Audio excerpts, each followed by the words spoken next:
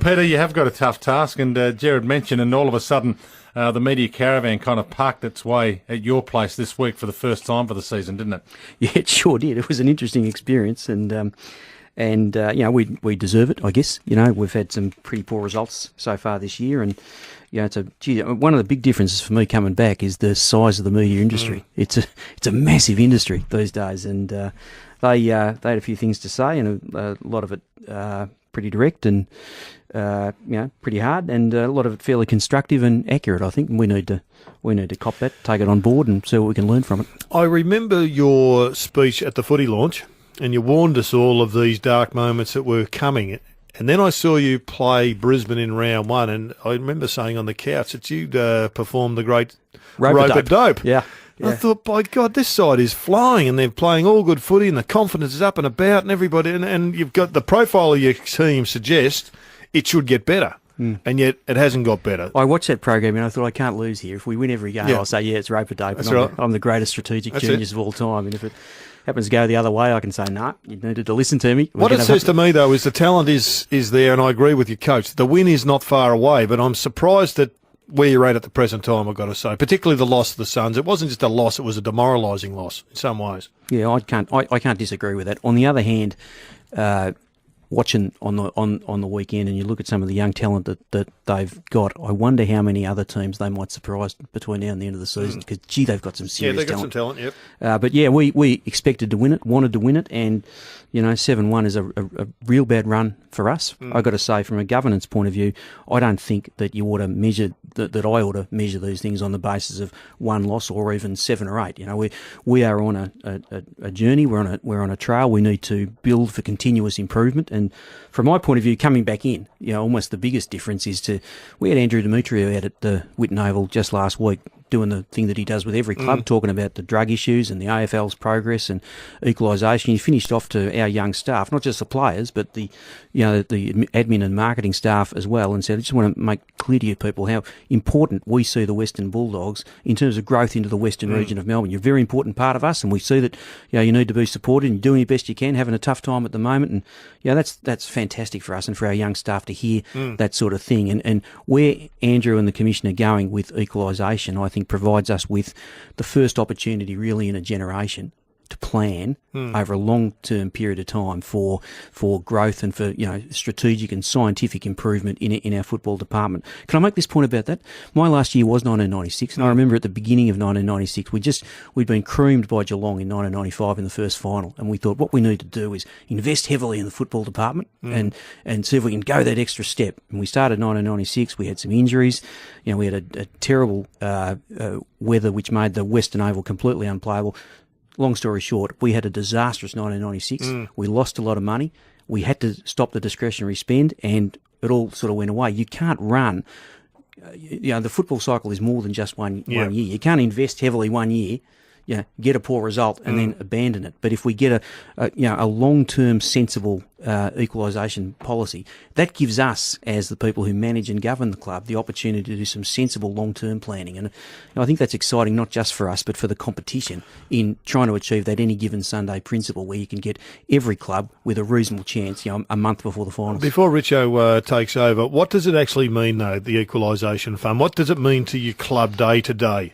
If in fact they write out a bigger cheque than the one they're writing out at the moment, what does it actually enable you to do that you can't do at the moment? Plan with confidence to pay at or near the salary cap, or at least not to diminish our salary cap by reference to what we can and can't afford to pay. I mean, there are some years where it's just not sensible to pay the full salary cap because the team profile doesn't demonstrate. Do you think that number should be lower? Do you think there should be a greater variance, say an 85% to 90% to 100%, rather than the 5% variance that there is at the moment? Because it does to me. It seems crazy. Without getting too complex about it, I think that the ratio or the matrix ought to be different. I think that the amount that the AFL distribute ought to cover the full salary cap plus a sensible baseline allowance for football department spend.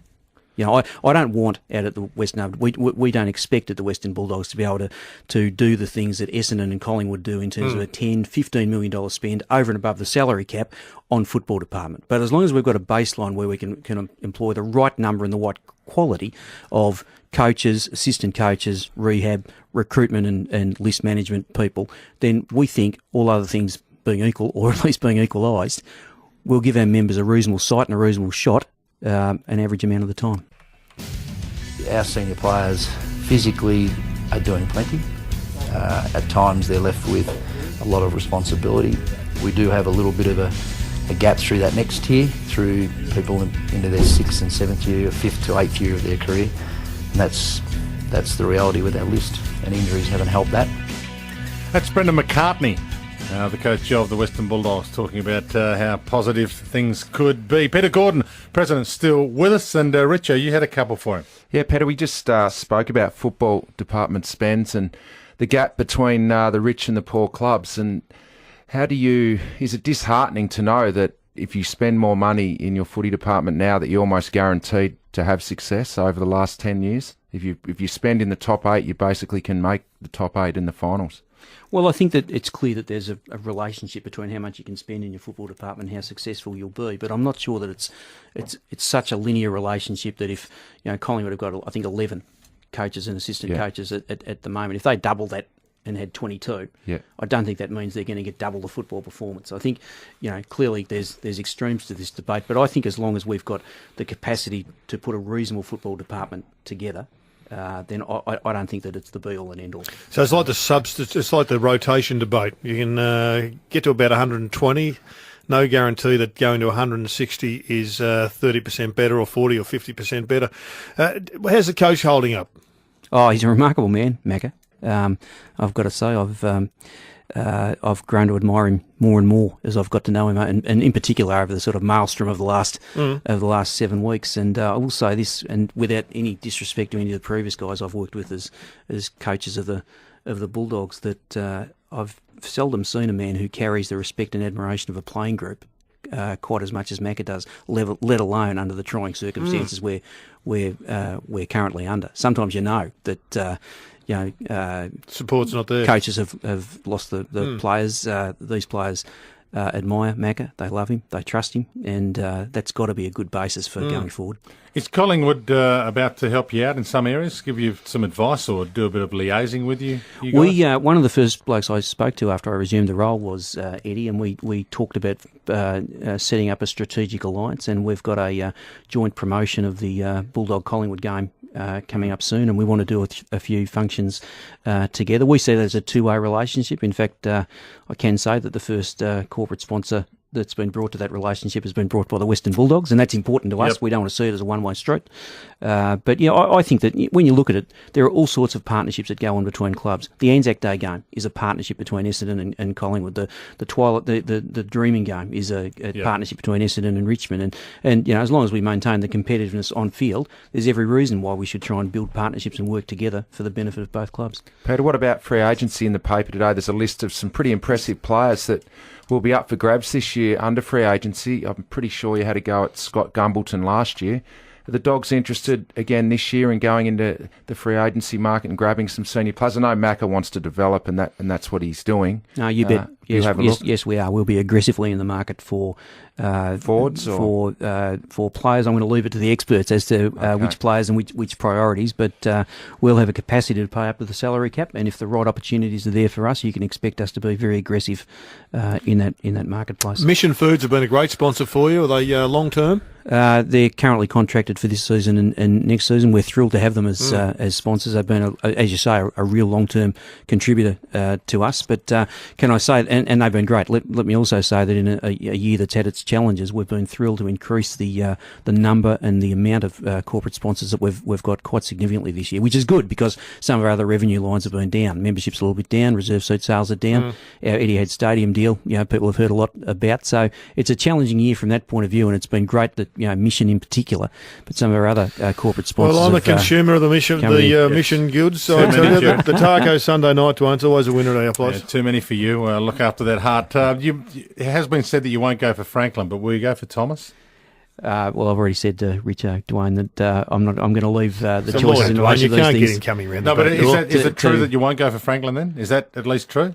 Well, I wish I knew, but I leave that sort of stuff Okay. to the experts. What I see my role as being is to provide a secure environment in which we've got the money and the wherewithal and the So management you're plan prepared to write the cheque for anybody they can come up with? to allow them to go after aggressively, and that hasn't always been the position of the Western Bulldogs in the past, but it will be over this summer.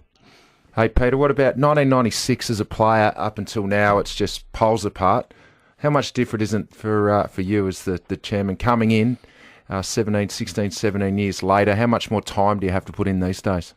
I've had to put in a massive amount of time. Yeah.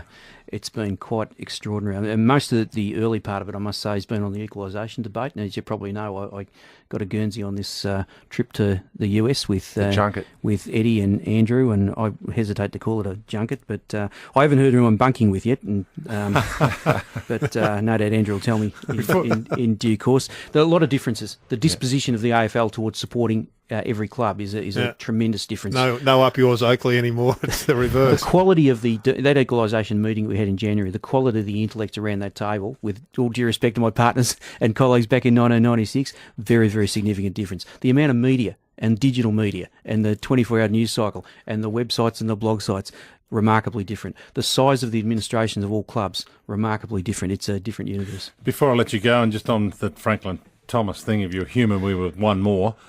You do need someone to be the head of your football department before you make those decisions. You have to make that decision first. Yeah, we see that as one of the most important decisions we'll make over the next 5 years, because just as I said, I went over those differences. A number of people and professionals employed in our football department is almost exactly twice the number that it was when James Fantasia took the job Okay. for us 5 or 6 years You're ago. far away from appointing someone? So let me just say, that person needs management skills, but they also need expertise in sports science, list management, things that weren't even dreamt of back in 1996. We're going to take it really slowly. We've had advice from a very large number of people, and I think that we'll make the suitable appointment sometime in the next 2 or 3 months. Thanks for coming in. We appreciate your time. Thanks, Dwayne. Time.